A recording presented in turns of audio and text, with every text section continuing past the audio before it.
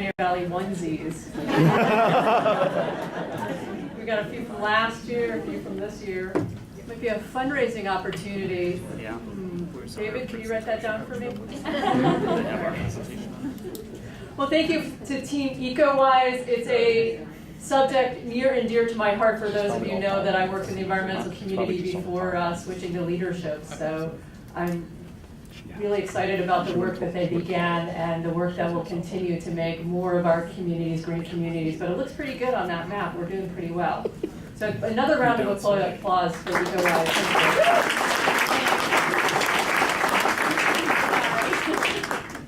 So our next team to come up are the Trailblazers, right here.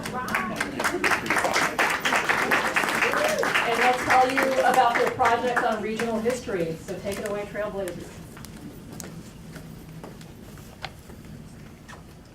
Thank you and welcome everyone. We're very excited to be here tonight. And just one minor correction, Laura. We are actually Trailblazers. Very specific. It was a team decision. We are not the Trailblazers. We are Trailblazers. We'll introduce the team. Jessica Atwood, Franklin Regional Council of Governments and Franklin County resident. And I'm Jeff Bagg, Senior Planner for the Town of Amherst, and I'm a Hampshire County resident. Nancy Buffone, Executive Director of External Relations and University Events at UMass, and I'm a Hampshire County resident. I'm Georgia Moore from Cooley Dickinson Hospital. I'm a resident of Franklin County. I'm Deborah Stell. I'm the Assistant Town Manager in Amherst, and I'm from Franklin County as well. Anthony Wilson. I'm Associate City Solicitor in the City of Springfield, and I'm a Hambden County resident. There's two of you. The reason we wanted to know where we live is that on this team, all three counties are represented. And what's really nice about that is that we were, our project assignment was to find a way to promote the shared history of the Pioneer Valley. So it was appropriate to let you know where we all lived. And we were excited that we represented every county. For us, it was really a shared interest in learning more about the history of the Pioneer Valley that helped our group really come together as a team. We learned lots of interesting things along the way, including the fact that the Pioneer Valley was named following a contest in 1939, something none of us knew. So we very quickly came together and developed a mission statement, which I will briefly read. We strive to promote the hidden and not so hidden stories, artifacts, places that make up the Pioneer Valley. Through this historical lens, we will connect the past with the future and inspire curiosity in others to discover our heritage. This mission statement really guided everything that we did throughout this whole project. It was a very large project and a big scope, and several times along the way we had to really narrow down and focus in on what we could accomplish. And one of the ways that we did that was through conducting 2 environmental scans, one which focused on historical artifacts in the Pioneer Valley, and one which focused on social media tools.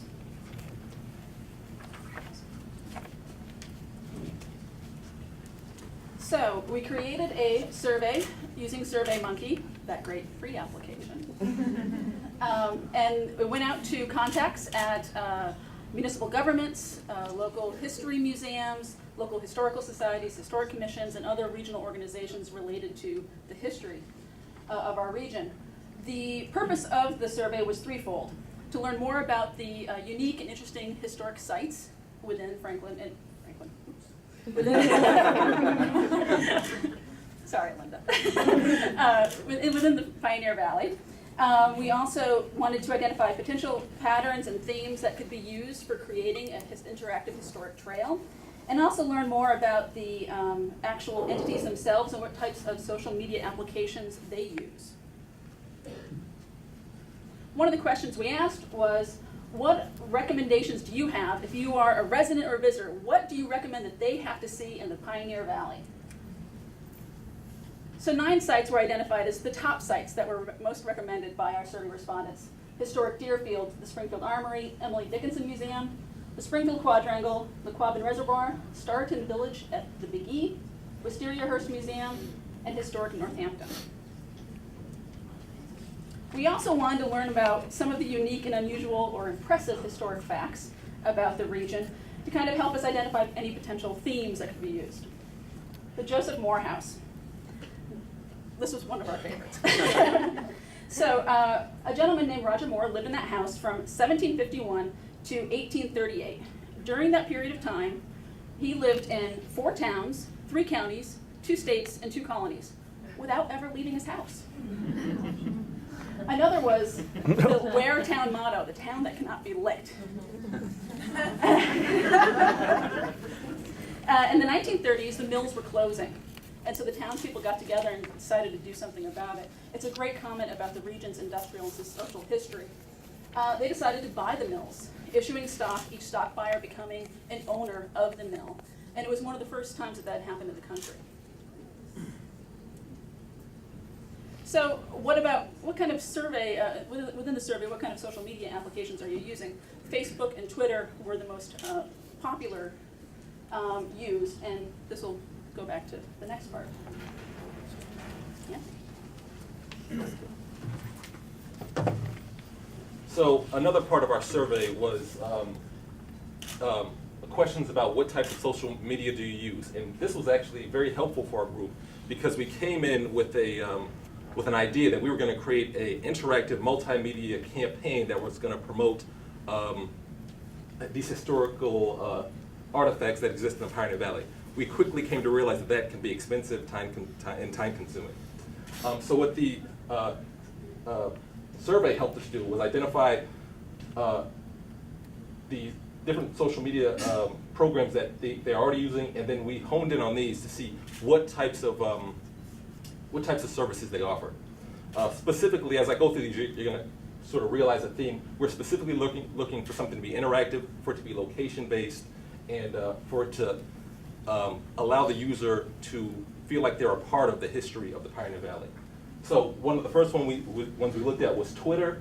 For those of you who don't know, Twitter is a text-based online application that can be accessed both on your phone or on a mobile device, and it essentially has a little sort of one-sentence updates on your day. And our first thought was that these little one-sentence updates could be about a specific interesting historical fact for the region. Our problem was it's not location-based, and we were thinking about sort of a timeline, and it doesn't sort of backdate to historical times. So those are the pros and cons of Twitter, and we kind of moved on from that one. The next one was a service called Pinterest, a relatively new program with a growing base of support. It's sort of an online messaging board where individuals or users can sort of pin things that they're interested in, either pictures, photos, bits of information, onto their personal board. Again, the same limitations. It's not location-based, and it doesn't let you backdate. It doesn't let you create essentially a timeline going back to certain times that you're interested in. Another thing that we looked at was Google. Google has a sort of wide array of services. We noticed that it allows you to build your own website. You can link your website to Google Maps, to Google+, which is their social media tool. It's actually relatively easy to use. However, what we were thinking is that the constant upkeep of a system like Google wouldn't actually be good for our group, as we were going to turn this service over to, hopefully, other historical commissions in the Valley. We also looked at Facebook. Facebook, everyone knows Facebook. Facebook has 152 unique PC visitors every day and 78 million mobile visitors every day. It's the largest social media application or website in the world. And it has an online timeline. It has some location-based services. However, we wanted to be connected to all the different historical sites in the Valley. And what Facebook allowed you to do is to make sort of location-specific sites where you would check in, but you wouldn't be directed to, if you were in Deerfield, it wasn't going to say you're at a historic event in Deerfield. You can also go to another historical event in Springfield. So that was one of the problems with Facebook. We next looked at geocaching. That was actually new to me, and I don't know if it's new to some of the people here, but that is essentially an online game. And what geocaching allows you to do is allows you to put in a like latitude and longitude location. It directs you to that location, and it has sort of physical objects that are there to let you know that you completed the task and can direct you onto another task. We liked that because it was interactive, it was like a game, and it would bring people to the locations that you wanted them to go to. The reason that we didn't go with geocaching is because these next two programs, which our other two presenters are going to talk about, incorporate these two, or I'm saying that location-based and video game-based user interface. Specifically, Scavenger, you're going to hear, is a location-based game that allows the operator of a specific location to offer deals, to offer information about their site, and can bring the person on an interactive trail map throughout the region. The same thing with Foursquare that allows individuals to check in. I'm going to turn the mic over to Deborah. Good afternoon. It's one on This one? I'll learn how to operate first. So the first is Foursquare. That's the first of the applications we'll be talking about this afternoon. Foursquare is one of the two applications that we found that connect people to organizations. When people are searching for services, either traveling in their car or from their neighborhood, they can look to Foursquare for recommendations. Foursquare is one of the two we reviewed. When people search for services in their neighborhood, Foursquare is an app for phones. It's either Apple or Android. It also uses GPS to show what is available in your immediate area, what others have to say about those places, and the opportunity to provide recommendations to draw traffic to the organization.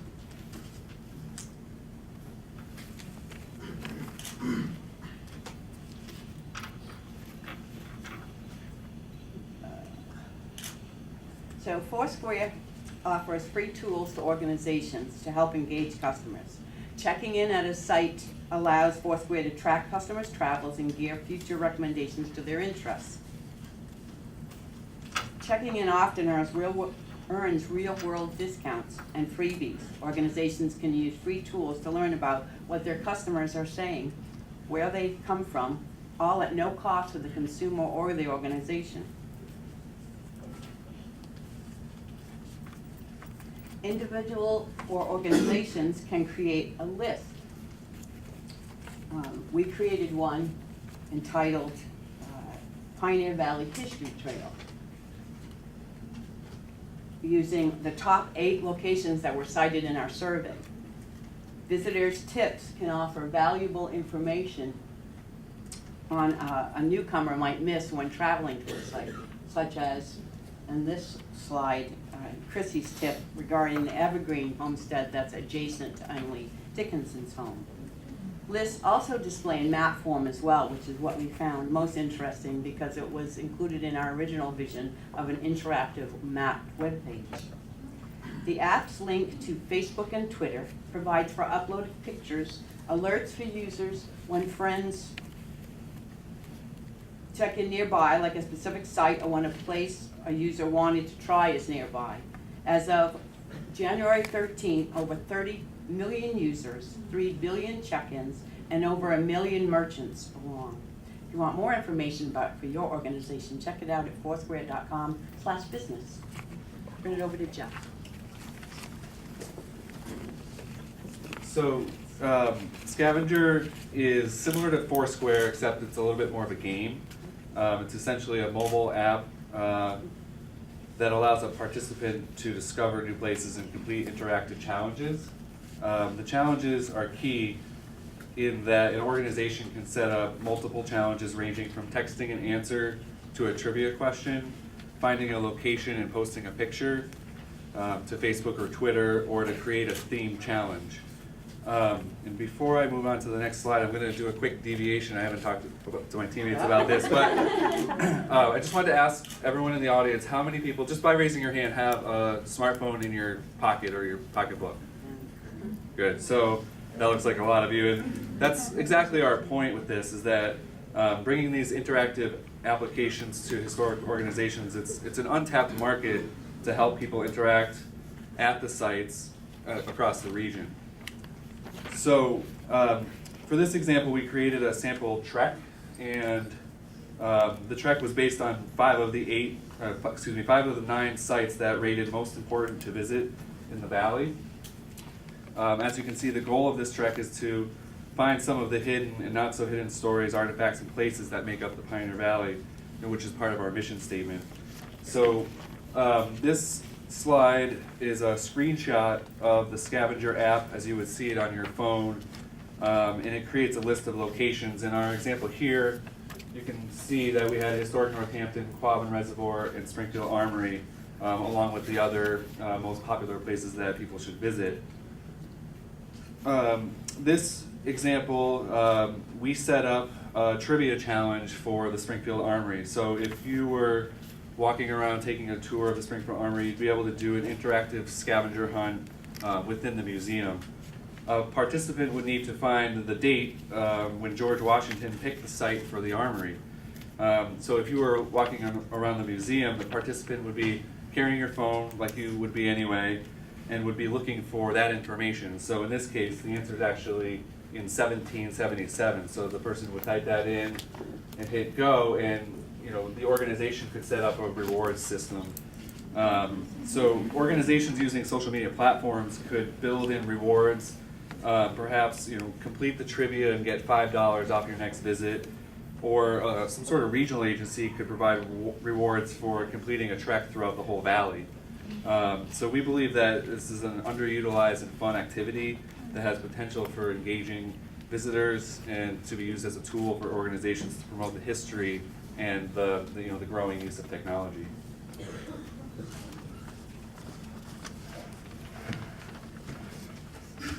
So, as you can see, part of our project was to create these two pilot programs, and we hope that historical organizations will take that up.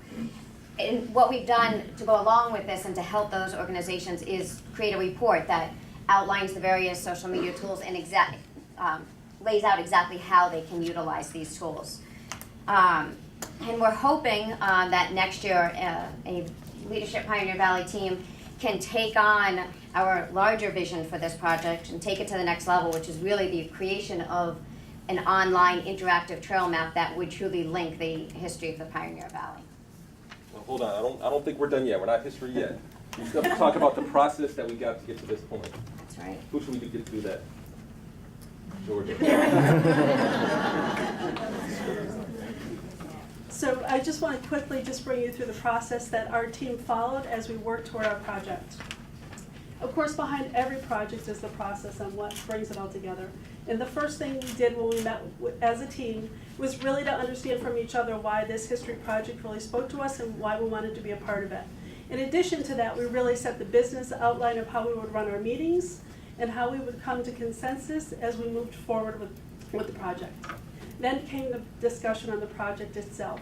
We had a vision of really bringing the Pioneer Valley together, all three counties, really creating a trail map.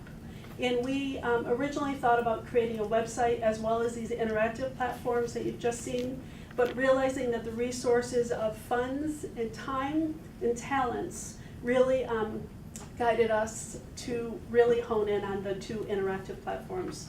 We also wanted to be sure to create a project that was attractive to folks of all ages, whether it be classrooms or people visiting the area, or certainly any of us who live in the area but want to learn more about the area in which we live.